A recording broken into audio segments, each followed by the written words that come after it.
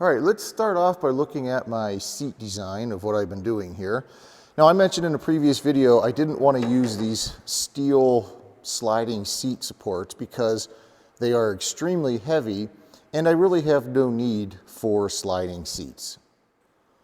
So I wanted to design my own seat rails that are lighter weight. So I bought these 1/2-inch square aluminum tubes and I mounted them on, you can see where there's just one of the rivets here that hold the seat pan on. I just left one of the rivets out. I could have used this hole, but it's like a 3/8 hole, so it's way too big for a bolt. So I bolted it there, bolted it here, and then there. And then the seat pan will sit on top of there.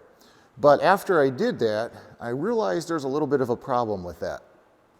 Now what you're going to notice is when I put my seat pan on here, you can see where these tubes end, and you can see how far back the seat goes. So there's about this much of the seat not sitting on the tubes.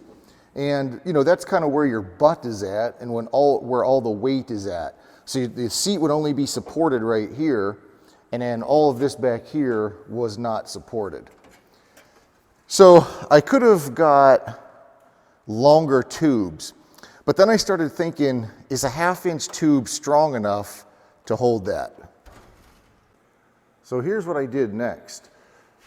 I stepped up to 3/4-inch tube, and this is actually part of my doors that came with the kit. So I just cut them to fit in here, which means when I build my doors, I'm gonna have to order new pieces from Zenith.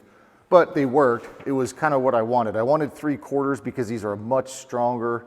The only disadvantage is it does raise me up another 1/4 of an inch. And I want the seat as low as I can get it. But because these are so strong, I extended them back to here. So now the entire seat pan will sit on there, and I'll put it on there and I'll show you what I mean. All right, here is the seat pan sitting on those rails. And let me explain how I did this. The reason the seat pan isn't all the way forward up to here is because I measured on my cruiser the distance from the rudder pedal tube to the front of the seat, and it was 27 inches. And that's where I have mine on here. So this is 27 inches from here up to the front of the seat. I fit really nicely in my cruiser. It's very comfortable. The seat position is perfect in there. And so I want to use that same position in here because the fuselage is essentially the same. This structure in here is a little bit different, but I want to keep the geometry the same. So again, 27 inches from the pedal to the front of the seat. And you can see I'll have 2 bolts here, maybe 3 if I want to put another one in, that'll hold the seat to the seat rail. And then you can see here, this is the bolt that holds the seat rail to the frame. And what I had to do, I just cut a hole in the seat pan to go around that screw. Same with over here. They already had this hole in the seat pan because probably for the mounting of those steel brackets, and I just drilled another hole here to go around that bolt. So now the seat pan isn't sitting on the bolt, it's sitting on the rails, and that bolt can pop through the seat pan. Now, one other thing I'll show you here is you'll notice some of these holes, there's already some holes drilled in the seat pan, and that's all from Zenith for mounting it with their system. So what I did when I put my seat pan on the rails, you can see this hole I drilled right here, which is supposed to be that hole. The reason I did this one first is I had the whole seat pan slid over a little bit more, and basically this hole right here was centered on this rivet, so the seat was centered on there. But then I realized that could be a problem because there's a seatbelt attachment right there. Now with the seatbelt attached here, you can see how large that bolt is. And so I needed the space between the center console here and the seat frame to clear that. So I actually had to move the seat over this way. So instead of using this hole, luckily it was still just a pilot hole, but now I re-drilled it over there. So I just had to make sure when I mounted the seat pan in here, it was far enough outboard that it would clear this seat belt here. And you can see on this side here, it's not an issue at all. There's a seat belt attachment on that side, plenty of clearance there. So anyway, that's my seat design. I think it'll work just fine. I've actually been getting a lot of stuff done on the fuselage, but it's not very exciting stuff that makes it look any different. For example, this spar carry through is now completely riveted. It's riveted there, it's all riveted on the top. This channel here going down the side is all completely riveted. I'm still waiting for my steel brackets there. If we look at the back of the fuselage, I now have these brackets riveted to the side. And if you're wondering why I don't have all of the rivets in there, it is because when I mount the horizontal stabilizer, you have to drill a hole up here and a hole back here. And when I did this on my cruiser, I screwed up the hole up here. I actually drilled them too far up and I didn't have the required edge distance. So I had to replace these on my cruiser, which means I had to drill out all of these rivets. So I only put a few in here just in case I happen to screw up mounting the horizontal stabilizer and I have to replace these. Then I only have a couple rivets to drill out. Even with just these couple rivets in here, it's really solid on there, so it's not going to change anything as far as mounting the stabilizer. But yeah, on both sides, I only put a few rivets on both sides, enough just to hold it. So anyway, that will get, once I do have the horizontal stabilizer drilled and everything's okay, then I'll just go put the rivets in and finish that up. You can see these inside channels here are riveted in place. And I did put some tape on the inside. You can see the hole there. And that's just because when I prime and paint the inside of the fuselage, I don't want primer and paint to go inside there. Same with the outside on that banana slot. I put some tape on the inside there so that when I paint the outside of the airplane, all that overspray doesn't go inside there. I have the rudder pedals in here kind of temporarily. The holes in the skin here, in fact, I even made a note for myself previously, 3/16. There's 3 holes in the skin. They just have to be opened up to 3/16. So I did that. So I got that in there. I got these in here. And the next step on the pedals is there's a couple holes in the back here where the hinge mounts for the actual pedal that goes on here that connects to the brake.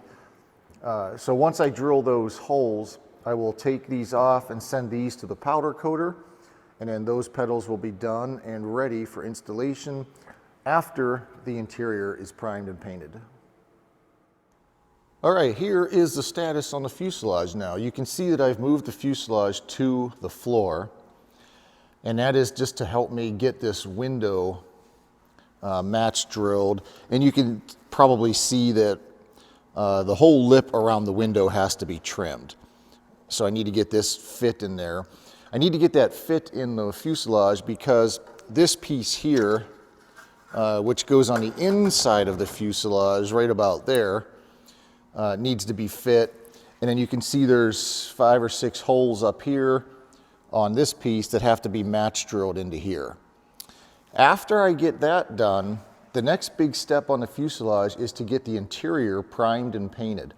And that's going to be fun because once that's primed and painted, I can put in the rudder pedals, the control stick, the seats, all the wiring can be run up here. It's basically, I can basically finish up the interior. I can put on the steel cabin frame, put in the panel, the firewall, all that kind of stuff. So that's when it'll really start moving along. But the first step to do that is to get the inside here primed and painted. While I had this window on the top of the fuselage, I marked off with tape where it needs to get cut. So the next step will be to cut this and then match drill all the holes to the top of the fuselage. And all I'm doing here is running the blade of the saw down the edge of the tape. That's why I have the tape going around the window. It's kind of my guide to where to cut it.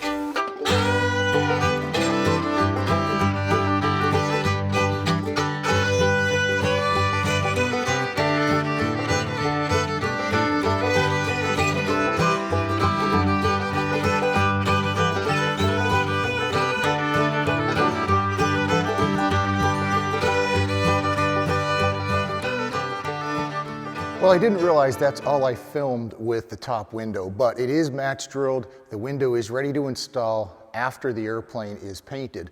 So for now, I want to show you some cool things I got back from the powder coater. All right, here's what I had powder coated. My wheels, the steel brackets for the landing gear and the struts.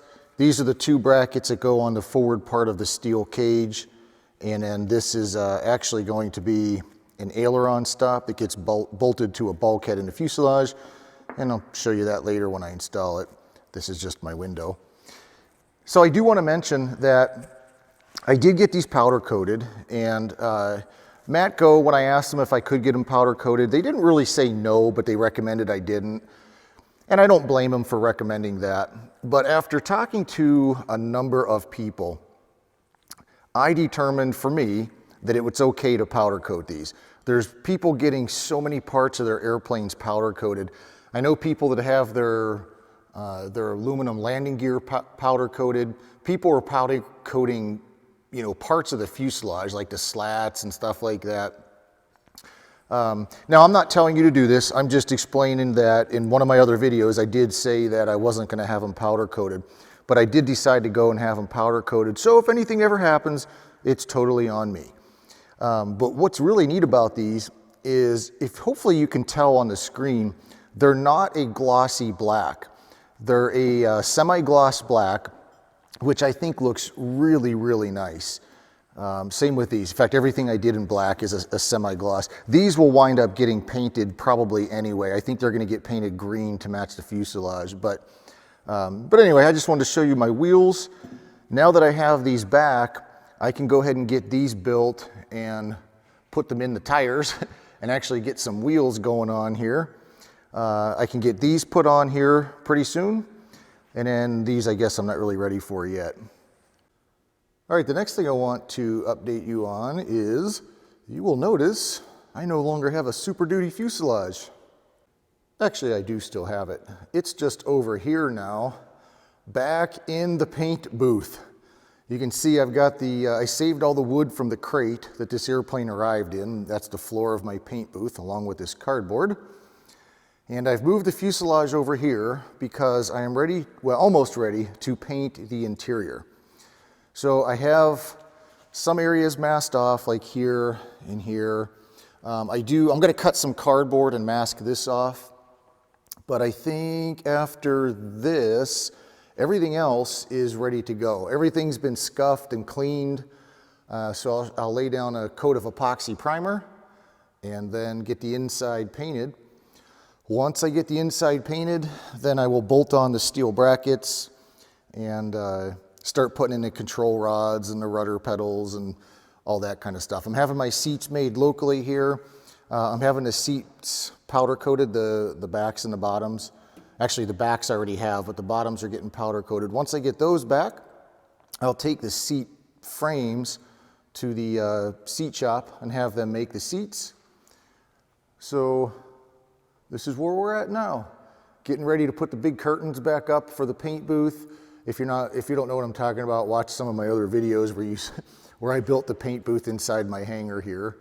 I have a fan right here that I put up next to the door. I take this pink foam out, and there's two louvers there that can exhaust the air out of the door. So that's all for the update now. I want to show you one more thing. All right, here's the surprise at the end of the video. I have in these two boxes a whole bunch of awesomeness. And I'll let you guess what's in there. On the next update video, we're going to open those boxes and do an unboxing video. All right, guys, thanks so much for watching this update video. I'm not going to film me painting the inside of that fuselage because I have 50 videos on this channel of me painting the cruisers. There's nothing else that I can show you on that. So I'll get that primed and painted. Hopefully, the next video is going to be the unboxing of this Dynon equipment. After that, hopefully that fuselage will be painted and we'll start building it up and getting the tires built and get that thing on the gear.